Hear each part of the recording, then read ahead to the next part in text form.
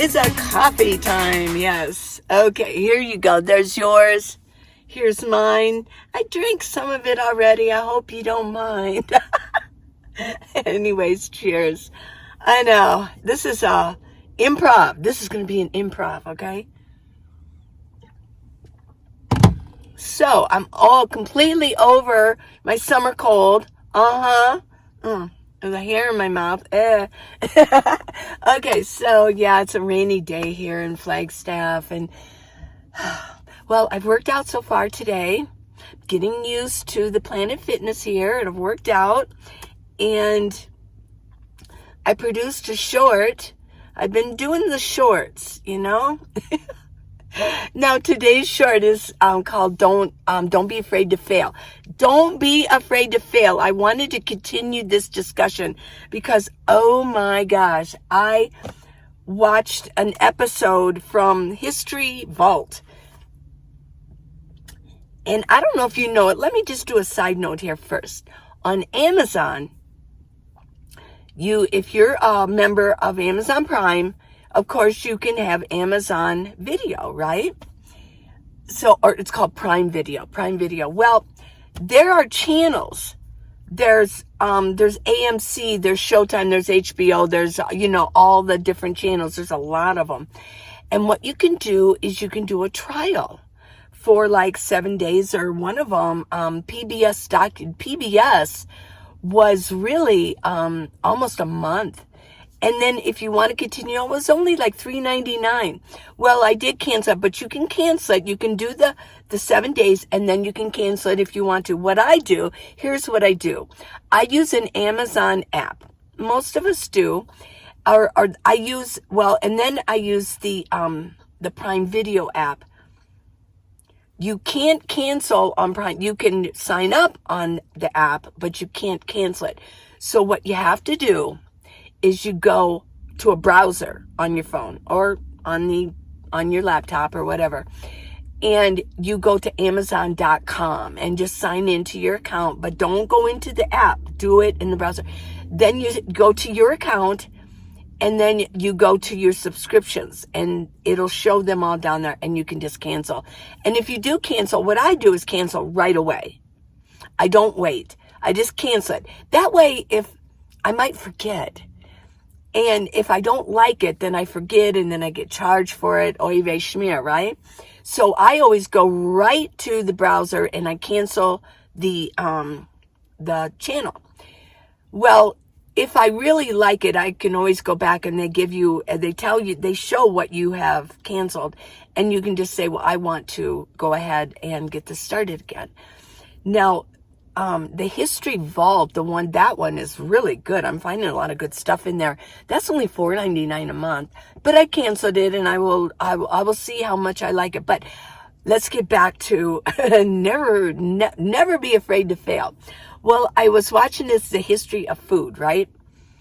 Or food that built America or something like that. But they started out with Heinz, Henry J Heinz. Oh my gosh. This guy is like, he really inspired me. Well, and this is in the later 1800s, right? Well, let me just set this up also. The Civil War, they went into a lot of history. The Civil War had devastated people. I mean, they show people that some of them didn't have hands anymore. I mean, they didn't have a lot of limbs. They were just suffering so much. There was no laws on the type of food that they could produce, what was going in the foods, and all that jazz. Well, people were getting off farms, and they were moving. It was the industrial age, and they were moving into cities. And factories were starting to spring up, right? So here, let me take my glasses off. This was just for fun. Okay, let me get a sip. Yeah. Okay, let's get the story going here. Well, Henry J Heinz in Pennsylvania was very industrious. I mean, wow, what an entrepreneur. he had a vision, and he was making, in his basement, he was making horseradish sauce. Because, there's a lot of horseradish. They, Pennsylvania and Ohio and all that, they grow a lot of these, farm country. And he wanted to make horseradish sauce. Now, why? Because, let me go back. There was no guidelines on food. People were leaving farms, so they couldn't go out anymore and go, kill a chicken and then, serve it for dinner that night. Well, in these cities, there was no guidelines on food, and they were literally selling rancid meat. I mean, and the things they were putting in food was chemicals, thinking it would preserve it. And a side note on that is that they were always selling stuff and product in brown bottles, and for a reason. They didn't want anybody to see what the color was until they actually sold it to you. So it was pretty crazy, right? So Henry J Heinz was making the horseradish sauce because it would help the flavor of rancid meat that everybody was having to buy and eat. It was a mess. They said that during that time there were so many digestive problems. I mean, people were getting stomach cancer because, they were putting arsenic and just horrible chemicals inside of food what did they mention in one thing? In milk, they were putting blue soap so that it would look more white. People were eating this stuff. Okay, so wonder we've made it this far, these humans, that we've actually made it this far. Maybe we're all products of the actual people that stayed farmers. I don't know. But anyways, Henry J Heinz, well, he borrowed a lot of money for this and he went bankrupt. He was then arrested. That was a time, if you owed a lot of money, you could go to jail. Well, he did get out. He did not stop. He didn't stop. He was driven to create sauces that people would want to buy. Well, he eventually created ketchup. He did. He was the first one. He was trying all different things. He was trying celery. He was trying all different, but then he looked to the tomato, everybody, the tomato, the holy tomato. Well, he started playing around with the tomato and started adding spices, and his brother was tasting with him, and they were working together, but it was mainly Henry. And then he added vinegar. Oh my gosh. And then a little bit of sugar. It was oh my gosh. And they were we've hit it. Well, what Henry did differently was he bottled his ketchup, his new sauce, in clear bottles so people could see what they were buying, right? Well, the rest is history. He went on to create all kinds of sauces. Now, but here's what happened.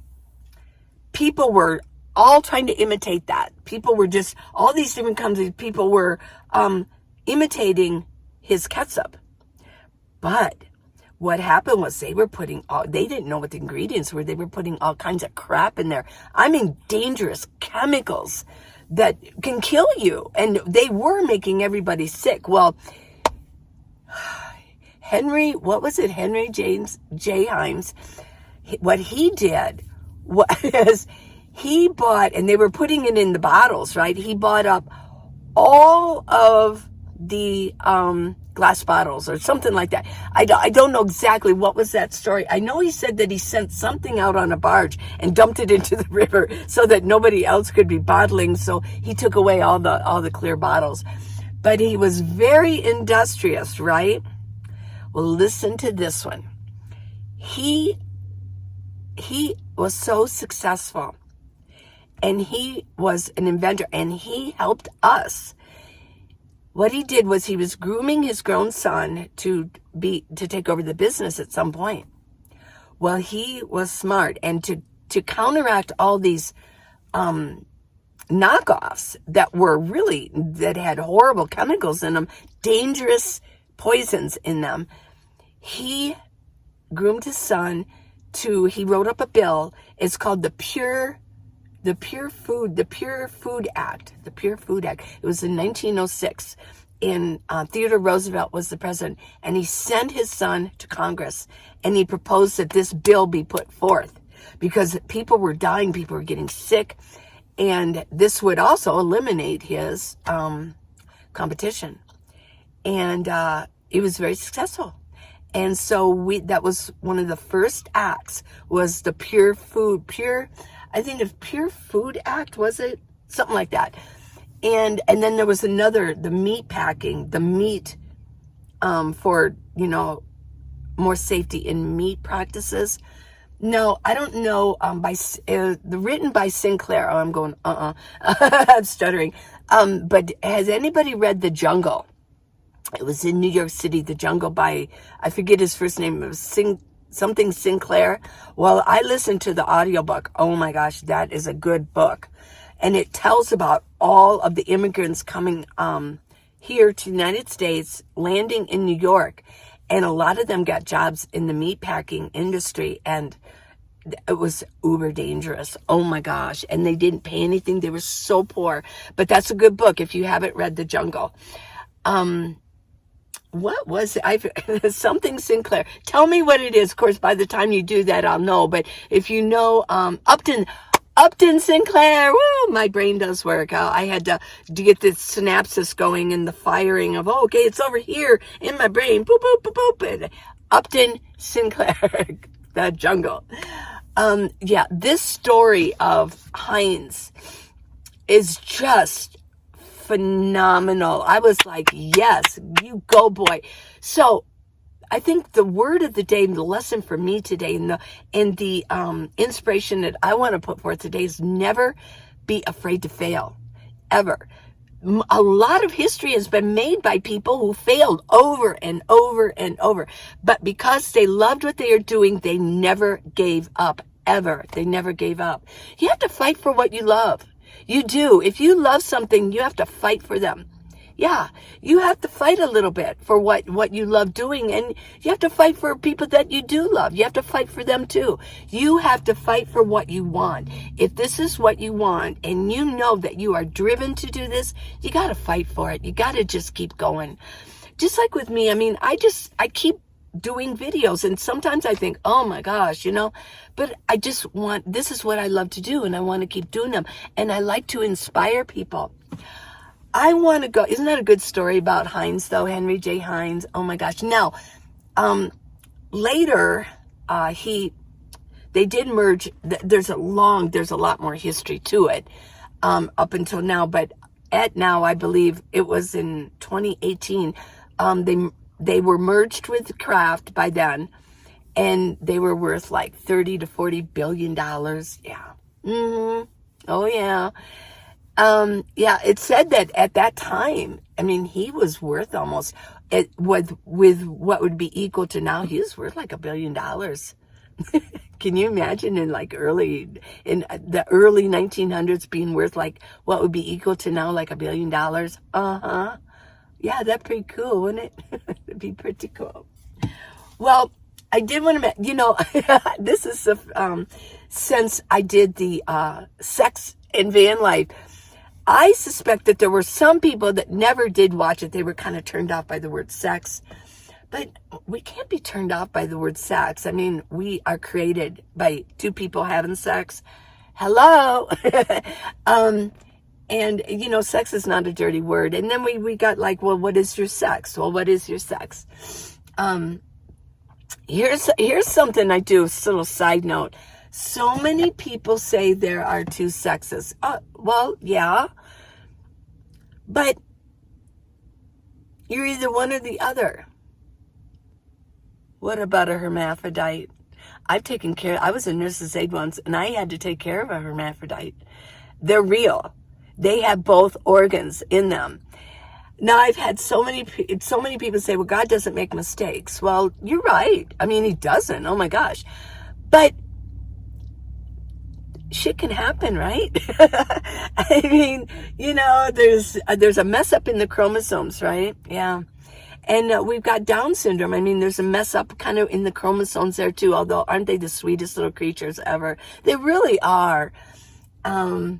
So I won't go into that because there's a lot of controversy with, like, a lot of people want to abort their when they find out they're Down syndrome, but they are really, they're really, I've met a few, they're really sweet creatures, yeah. So I just want to mention that as far as like sex, like hermaphrodites. Sometimes I actually do in a co-site. I said, well, what about a hermaphrodite? Yeah. So if you want to leave a comment about hermaphrodites, go ahead. Yeah. But I lost a few subscribers over that, and they didn't even watch it. I know they didn't, because there was nothing specific about sex, and I was including people who are married. Where are married people who are nomads having sex in van life? I didn't just said, oh, they went out and they found a partner and they went and had sex with them. That was not about that. So if you watched it, thank you. And a lot of you did say, I thought it was a funny video. If you haven't seen it and you were turned off because of the word sex, go watch it. I mean, sex is not a dirty word, We're all adults here, right? But I did find some funny posts about it. I found a thread on Reddit about, van life and some of them, a lot of people answered, in the Reddit thread that I talked about, they were married people, right? Now, I did have one gal say, oh my gosh, and I'm not upset over it, but it was just I just wanted to explain this. She kind of tried to shame me. She goes, you're a Christian. Why aren't you just talking about God? The times are getting close here, and you're talking about subjects that are going to send people to hell. What? No. Well, here, let me just explain this. I love my work, but I do kind of consider, I do consider this my work. I've built up, and I do consider that this is my work. I don't get a lot of Social Security at this point. And this is like my supplemental income. Well, I'm the same as working with anybody else. I don't know if you are still working, do you go to work and you preach about God and read scripture? And I'm not opposed to that, but this is my work, and I don't know of anybody that actually went to a regular work, unless they are a pastor or they work in a church, that are actually preaching at their work. They can get in trouble for that, So that's all I got to say about that. And I don't like to be shamed, so there you go. But she didn't watch it, obviously, because, I do give my own testimony about the times when Paul and I were in a hotel room that we didn't do hanky-panky or anything. We just shared the cost, and we shared a room. We shared the expense of it. So I just wanted to say that if you haven't seen that Sex and Van Life, go watch it, because it's pretty funny, yeah. Pretty funny. And a lot of you mentioned, well, that's just like being back in the 60s with our vans, our VW vans. And there were many children who were conceived in a car or a van. Oh yeah, they definitely were. So, we can't deny that. And then, it was back in the day when then they had to get married. They just did. It was required. I'm sure some didn't, but I think it was society kind of put a lot of pressure back then, didn't they? Like in the 40s. Oh yeah.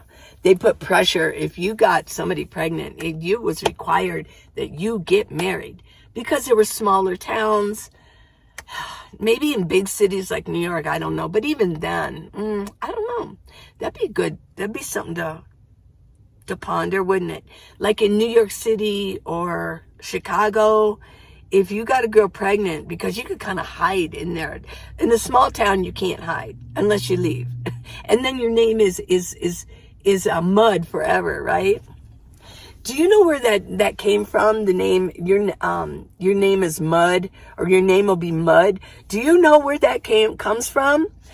I saw it was John Wilkes Booth. shot Abraham Lincoln. And he was injured.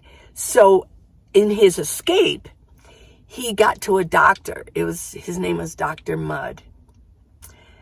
And he didn't know what had happened. I mean, we didn't have like phones and TVs or anything like that. So he didn't know. And he bandaged him up and healed him. Well, later they found out he was the one. Well, he was put in jail.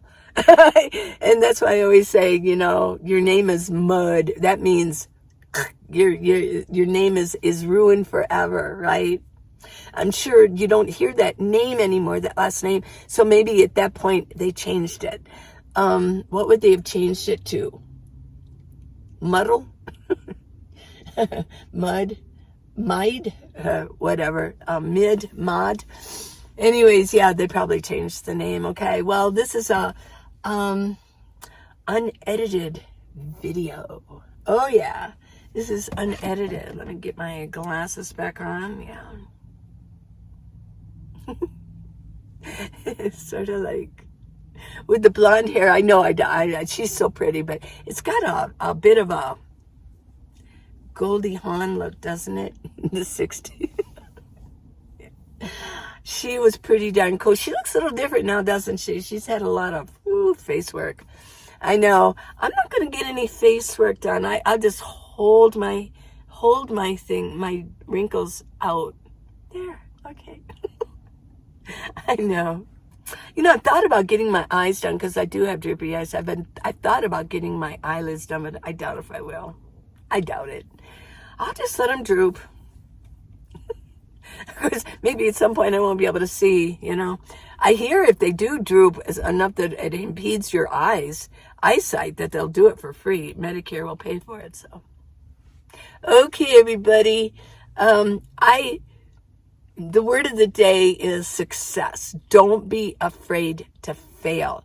Oh, my God. And then probably the biggest story is Thomas Edison. How many times did he... Oh, I got to say one more thing about Heinz, okay? He was another innovator. He wanted to have a really nice factory. Factories were sprouting up everywhere.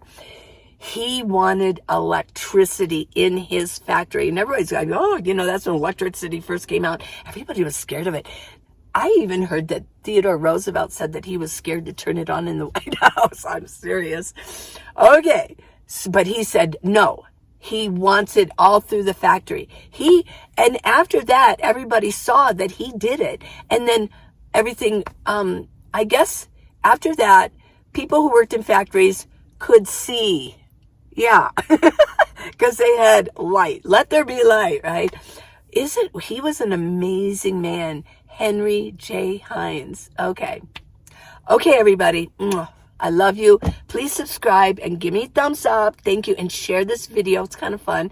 And go to minivanlee.com for neck gaiters and exercise videos. And I do have, if you want to give me a gift, I get 100% of everything. That goes for everything that you buy. It's a secure site, just like Amazon or anything else that you would go online to purchase. And you can give me a gift. And there's all kinds of amounts. Well, I love you guys. I'll see you tomorrow. Okay. Bye.